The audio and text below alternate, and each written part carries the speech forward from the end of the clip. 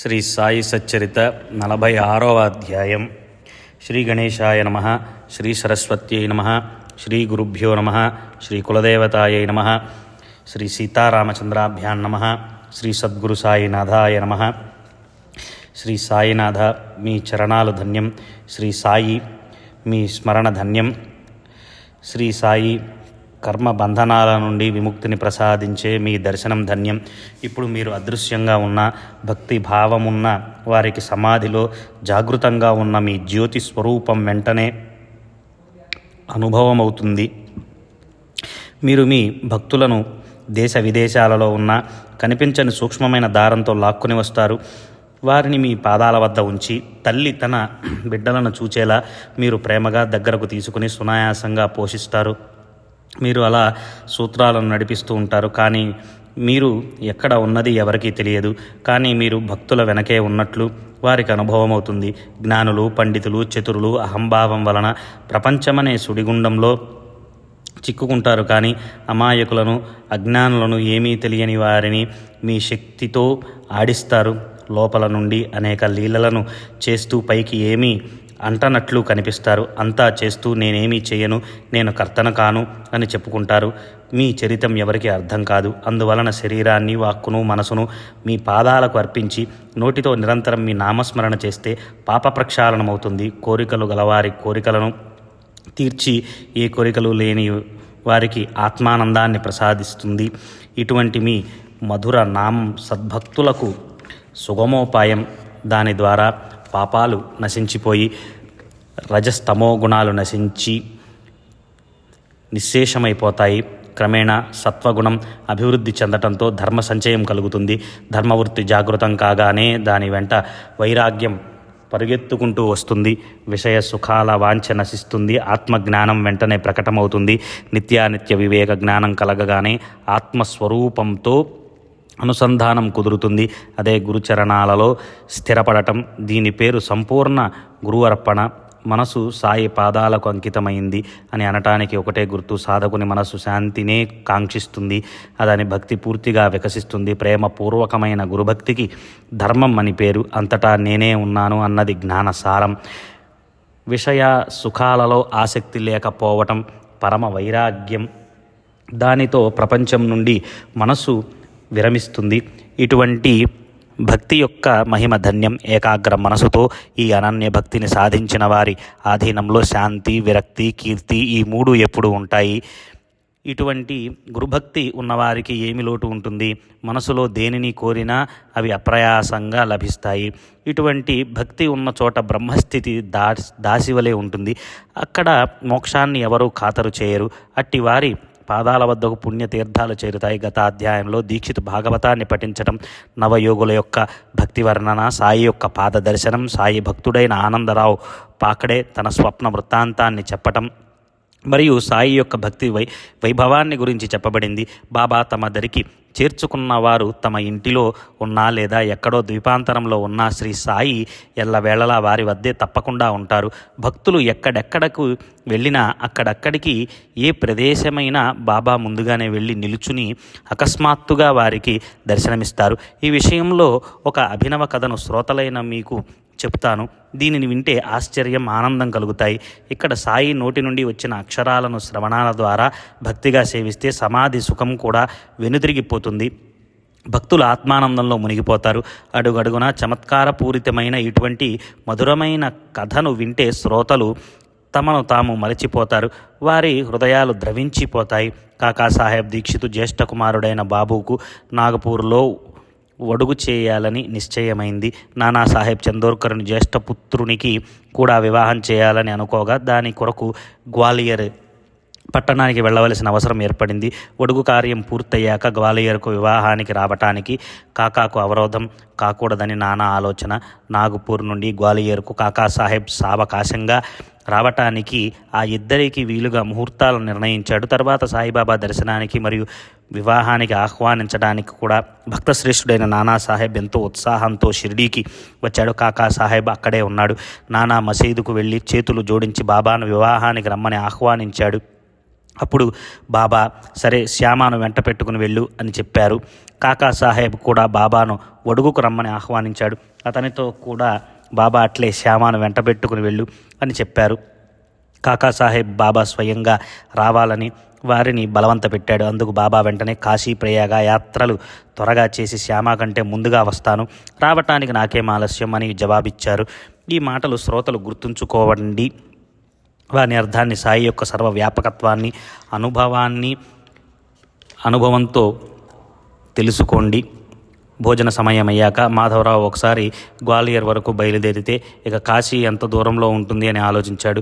దారి ఖర్చుకు నందరాము వద్ద 100 రూపాయలను అప్పు తీసుకుని బాబా అనుమతిని తీసుకోవటానికి వెళ్ళాడు. ఎంతో ఆదరపూర్వకంగా ఇప్పుడు వడుగు వివాహం కారణంగా గ్వాలియర్ వరకు వెళుతున్నాను కదా, కాశీ గయా యాత్రలు కూడా వెళ్ళటం మంచిదని నేను అనుకుంటున్నాను. దేవా, మీ చరణాలకు నమస్కరించి వేడుకుంటున్నాను. మరి కాశీ గయా వెళ్ళి రానా అని అడిగాడు. బాబా మాధవరావుకు సంతోషంగా వెళ్ళటానికి ఆజ్ఞ ఇచ్చారు. బాబా మరలా అతనితో, నీవు అడుగుతున్న దానితో అనుచితం ఎక్కడుంది? ఎందుకు అడుగుతున్నావు? ఏం కష్టం లేకుండా సహజంగా సంభవించే దానిని తప్పకుండా సాధించుకోవాలి అని చెప్పారు. అలా బాబా అతనికి అనుమతినిచ్చారు. మాధవరావు బండి చేసుకుని కోపరగామ మార్గాన పడ్డాడు.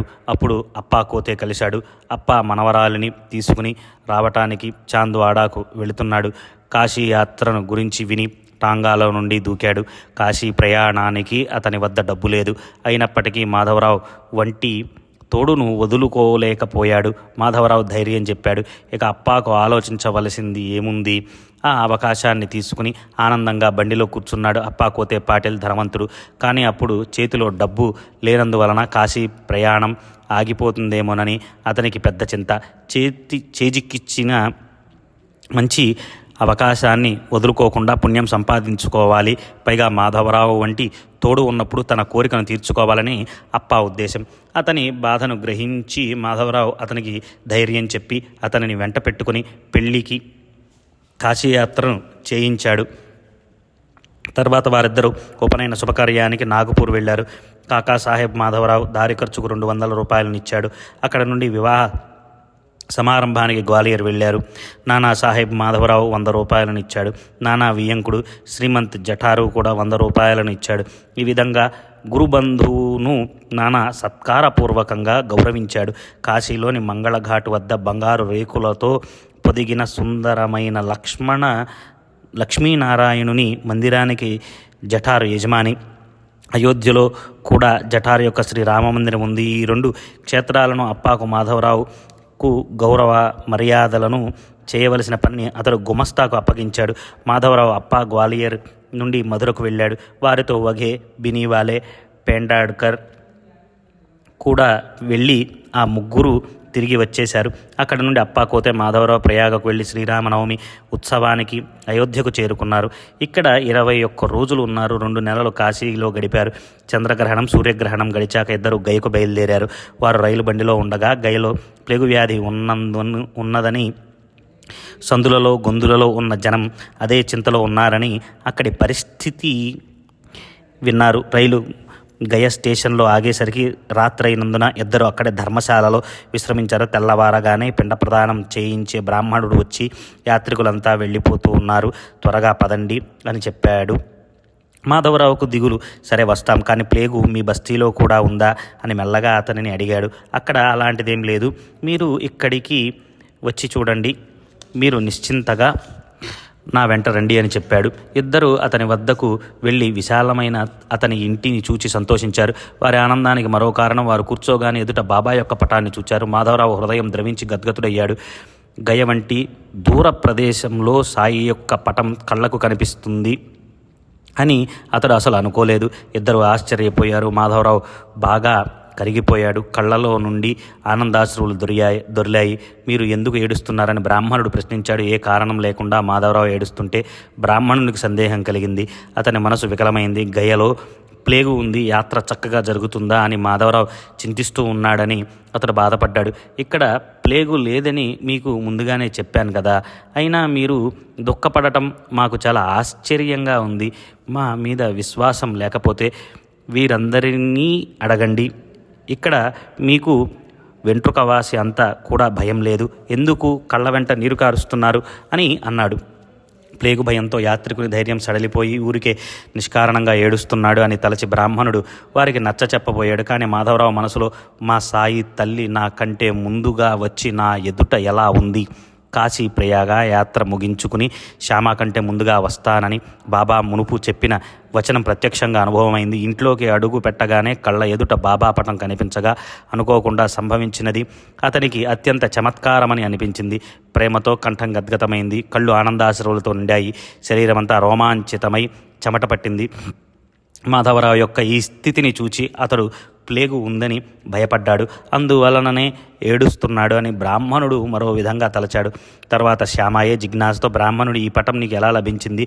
మొత్తం చెప్పు అని అడిగాడు. 12 సంవత్సరాల క్రితం జరిగిన విశేషాన్నంతా బ్రాహ్మణుడు మాధవరావుకు చెప్పసాగాడు. దానిని వినండి. ఆ బ్రాహ్మణునికి 100 కాదు 200-300 మంది జీతం పుచ్చుకునే నౌకరులు ఉన్నారు. మన్మాడ్ మరియు పునతాంబేలో ఉన్నారు. యాత్రికులకు సదుపాయాన్ని కలిగించడం అతని నిత్యవృత్తి. అతని వ్యవహారం అలా జరుగుతూ ఉండగా అతడు షిరిడీకి వెళ్ళాడు. సాయి సమర్థుని గొప్ప సత్పురుషులు అని విని వారి దర్శనంతో పునీతుడవ్వాలని అతని ఉద్దేశం. సాయిబాబా దర్శనం చేసుకుని వారి పాదాలకు వందనం చేశాక వారి పటాన్ని సంపాదించాలని అతనికి కోరిక కలిగింది. మాధవరావు వద్ద బాబా పటం ఒకటి గోడకు తగిలించి ఉంటే దానిని బ్రాహ్మణుడు కోరాడు. మాధవరావు బాబా అనుమతితో దానిని అతనికి ఇచ్చాడు. ఆ బాబా పటమే ఇది అని బ్రాహ్మణుడు ఇతడే అని మాధవరావుకు గుర్తుకు వచ్చింది. బాబా నన్ను ఇక్కడికి ఎలా పంపారు? ఇంతకాలానికి ఈ కలయికను ఎలా సంభవింపచేశారు? వాస్తవానికి 12 సంవత్సరాల క్రితం జరిగిన దానిని ఎవరైనా ఎందుకు గుర్తుంచుకుంటారు? ఇది మనసుకు ఎప్పుడూ గుర్తుకు రాలేదు. బాబా యొక్క అగాధ లీల. శ్యామాను అక్కడికే పంపించి అక్కడే తమ దర్శనాన్ని కలిగించారు. బ్రాహ్మణుడు కూడా అత్యంత సంతుష్టుడయ్యాడు.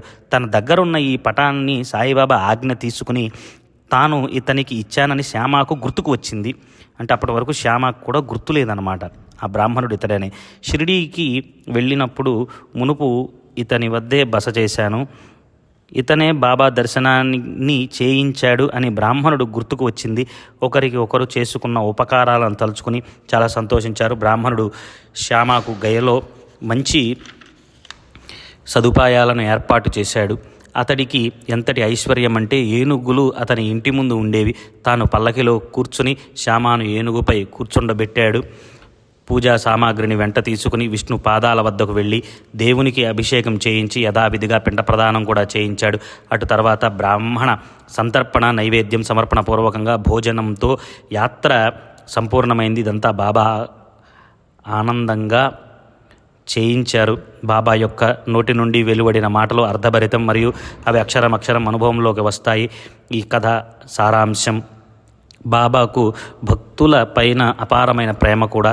బాబా ప్రేమ భక్తుల పైన మాత్రమేనా? ఇతర ప్రాణులను కూడా వారు సమానంగా చూస్తారు. అన్ని ప్రాణులతో కూడా వారికి తాదాత్మ్యం. వారికి ప్రాణులపై చాలా ప్రేమ. లిండి నుండి మసీదుకు వచ్చేటప్పుడు మామూలుగా దారిన నడుస్తూ ఉండగా ఎప్పుడైనా మేకల మంద కలిస్తే బాబాకు పరమానందం. అప్పుడు మొత్తం మంద వైపు తమ అమృత దృష్టిని ప్రసరించి వానిలో నుండి 1-2 మేకలను ఏరుకుని తీసుకునేవారు. వారి యజమాని అడిగినంత డబ్బును వెంటనే ఇచ్చి మేకలను కొండాజీ వద్ద ఉంచేవారు. అది వారి పద్ధతి. ఒకరోజు వారు 2 మేకలను 32 రూపాయల వెల చెల్లించి కొనుక్కొని వచ్చారు. అది అందరికీ ఆశ్చర్యాన్ని కలిగించింది. ఆ 2 మేకలపైన దృష్టి పడగానే వెంటనే వారి మనసులలో ప్రీతి ఉత్పన్నమైంది. వారి వద్దకు వెళ్ళి వాని వెన్ను తట్టారు. వాని పశు జన్మను చూచి సాయి సమర్థులకు జాలి కలిగింది. వాని పరిస్థితిని చూచి వారి మనసు కరిగి ప్రేమ ఉప్పొంగింది.